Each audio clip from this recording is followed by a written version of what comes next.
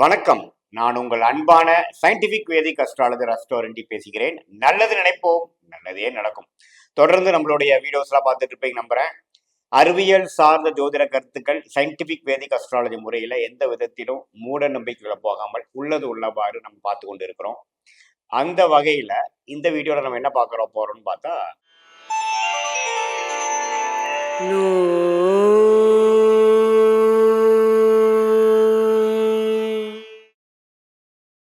ரிஷப ராசிக்காரர்களுக்கு 2025 ஜனவரி மாதம் எப்படி இருக்க போகுதுன்னு பார்க்கும் பொழுது, ஆண்டு கிரகம் என்று சொல்லப்படுகிற குரு ராசியிலேயே நீடித்திருக்கிறார்.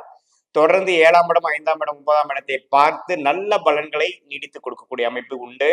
அந்த குருவின் பயிற்சி எந்த ஒரு அமைப்பும் ஜனவரி மாதம் இல்லை. ஆண்டு கிரகத்தின் பயிற்சியே ஜனவரி மாதம் இல்லாமல் இருப்பது ஒரு சிறப்பு. ராகு 11ஆம் இடத்தில் நீடித்திருக்கிறார். கேது 5ஆம் இடத்தில் இருந்தாலும் குருவின் பார்வை பெற்று எந்த விதத்திலையும் ஒரு பெரிய அசௌகரியத்தையும் இதையும் கொடுக்காத ஒரு நிலையில் இருக்கக்கூடிய அமைப்பு இருக்கு. அதே சமயத்துல உழைப்பு கொடுக்கக்கூடிய சனி 10ஆம் இடம் என்ற தொழில் ஸ்தானத்துல உழைக்க வைக்கிறார். கடுமையாக நம்மளுடைய வாழ்வாதாரத்தை நிலைநிறுத்தலுக்காகவும் உயர்வை நோக்கியும் உழைக்கக்கூடிய ரிஷபராசிக்காரர்கள் ஜனவரி மாதமும் அதே தொடர்ச்சியான சில பலன்கள் கொடுக்கக்கூடிய அமைப்புகள்.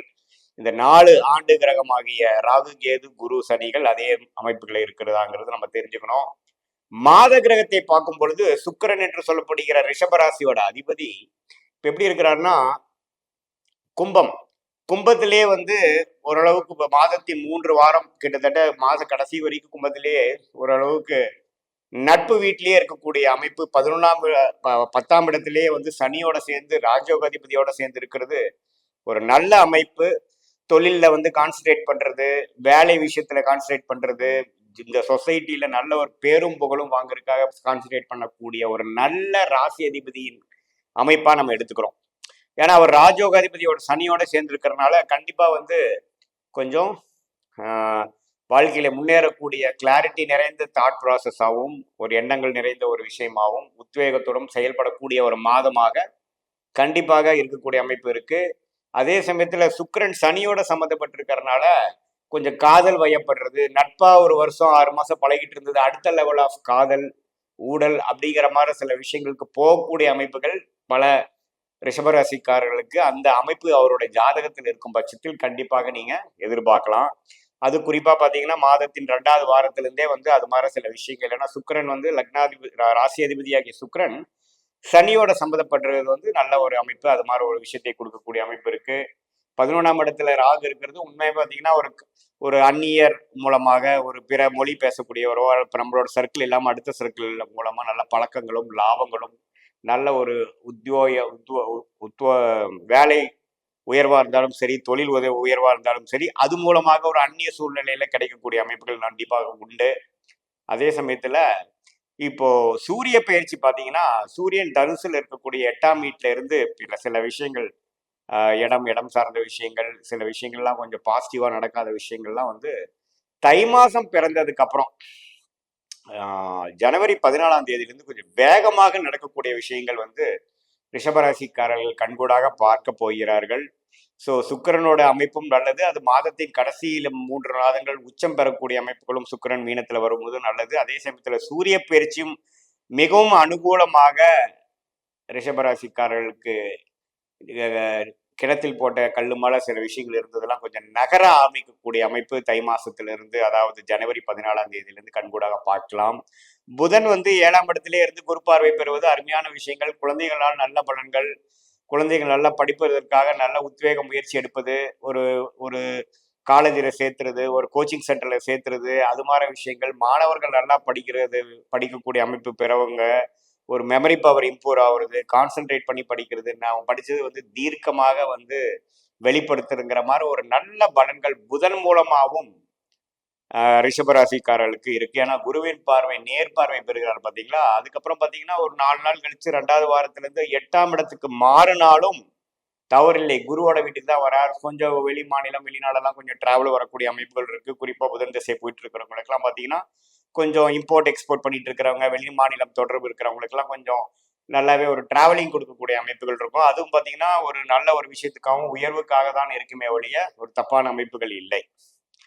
ஸோ புதனோட அமைப்புகளும் புதனோட பயிற்சிகளும் நல்லா இருக்குங்க. அதுக்கப்புறம் பார்த்தீங்கன்னா மாதத்தின் 3வது வாரத்துக்கு அப்புறம் ஜனவரி 24ஆம் தேதிக்கு அப்புறம் மகரத்துக்கே போகக்கூடிய புதன், அதுவும் ஒரு அருமையான ஒரு விஷயமா தான் இருக்கு. ஸோ புதனின் பயிற்சியாக தனுசு, மகரம், கும்பம் இந்த 3 பயிற்சியும் பார்த்தீங்கன்னா ரிஷபராசிக்காரர்களுக்கு 2வது வாரம், 3வது வாரம், 4வது வாரம் எல்லாம் நல்ல ஒரு அமைப்பு கொடுக்குதுங்க.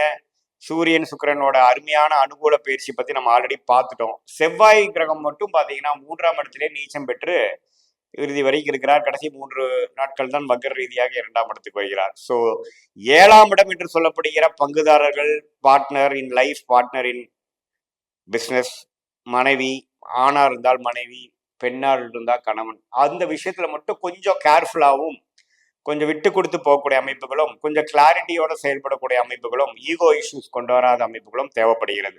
ஏன்னா 7ஆம் வீட்டு அதிபதி மட்டும் நீச்சம் பெற்று வலிமை குறைவாக இருக்கிறதுனால நம்ம கொஞ்சம் அவசரமா நம்ம சில செயல்படுறது, கொஞ்சம் கோவப்படுறது, அல்லது நம்ம மனசுல இருக்கிறத வந்து தீர்க்கமா சொல்றதெல்லாம் வந்து கரெக்டான முறையில ரிசீவ் ஆகாம சில எதிர்மறையான சில விஷயங்கள் கொடுக்கக்கூடிய அமைப்புகள் உண்டு. ஸோ அந்த ஒரு அம்சம் மட்டும் ரிஷபராசிக்காரர்கள நண்பர்கள், பங்குதாரர்கள், குடும்பத்தினர்களோட கொஞ்சம் அனுசரணையாக போகக்கூடிய அமைப்புகள் தேவைப்படுகிறதே ஒழிய இதுல தொழில் விஷயமா இருக்கட்டும், வேலை விஷயமா இருக்கட்டும், படிக்கிற விஷயமா இருக்கட்டும், அல்லது வெளிநாடு வெளிமாநிலம் சம்பந்தப்பட்ட விஷயங்களாக இருக்கட்டும், எல்லாமே ஓரளவுக்கு நல்ல ஒரு பாசிட்டிவான அமைப்புகள் இந்த அக்டோபர், நவம்பர், டிசம்பர் 2024 ஒரு மாதிரி சில இதெல்லாம் ஸ்லோவா நடந்துட்டு இருந்த ஒரு அமைப்புகள் இருந்தாலும் இந்த தை மாசம் பிறந்ததுக்கு அப்புறம் வந்து கிரக அமைப்பு வந்து எல்லாமே அனுகூலமாக இருப்பதனால் அடுத்த வரக்கூடிய ஏப்ரல் 2025 11ஆம் இடத்துக்கு போகக்கூடிய சனி பயிற்சி மிகவும் அற்புதமான ஒரு சனி பயிற்சியாக ரிஷபராசிக்காரர்களுக்கு இருப்பதனால அதுக்கு வேணுங்கிற ஒரு ஃபவுண்டேஷன் கொடுக்கக்கூடிய ஒரு மாதமாக, ஒரு பொற்காலத்துக்கு கொடுக்கக்கூடிய ஒரு ஏர்லி டேஸ், ஒரு யானை வரும் பின்னே மணி யோசை வரும் முன்னேங்கிற மாதிரி வரக்கூடிய நல்ல ஒரு காலத்துக்காக வரக்கூடிய ஒரு அருமையான ஒரு பிளாட்ஃபார்ம் கிரியேட் பண்ணக்கூடிய ஒரு சில அமைப்புகளை மாற்றி உங்களுக்கு அடுத்த விஷயத்துக்கு நீங்க மேல போகக்கூடிய படிக்கற்களாக இருக்கக்கூடிய சில வாழ்க்கை சம்பவங்களாக கொடுத்து ஜெயிக்கக்கூடிய மாதமாக இந்த ஜனவரி 2025 முதல் மாதம் ரிஷப ராசிக்காரர்களுக்கு இந்த மாத கிரக அமைப்பினாலையும் பயிற்சினாலையும் ஆண்டு கிரகத்தின் அமைப்புகளாலும் நம்ம இப்படி இருக்குதுன்னு நம்ம தெரிஞ்சுக்கிறோம். இது வந்து பாத்தீங்கன்னா பொதுவான ஒரு பலன்களே தவிர இது வந்து உங்களுடைய ஜென்ம ஜாதகத்துல தசாபுக்திகள் எப்படி போய் கொண்டிருக்கிறது, உங்க லக்னம் எப்படி, லக்னாதிபதி எப்படி இருக்கு, இதெல்லாம் பார்த்து இந்த கோச்சாரம் நம்ம பேசினப்ப எக்ஸ்பிளைன் பண்ண கோச்சாரத்தையும் நம்ம வந்து ஒப்பிட்டு மிக்ஸ் பண்ணி நம்ம பார்க்கும் பொழுது உண்மையுமே துல்லியமான வாழ்க்கை ப்ரெடிக்ஷன்ஸ், நீங்கள் டெசிஷன் எடுக்கிறதுக்கு வேணுங்கிற ஒரு துல்லியமான சில விஷயங்கள் நம்ம எடுக்கலாம் அப்படிங்கிறத நேயர்கள் தெரிஞ்சு கொள்ள வேண்டும். ஸோ மீண்டும் மற்றொரு காணொலியில் சந்திப்போம். நன்றி, வணக்கம்.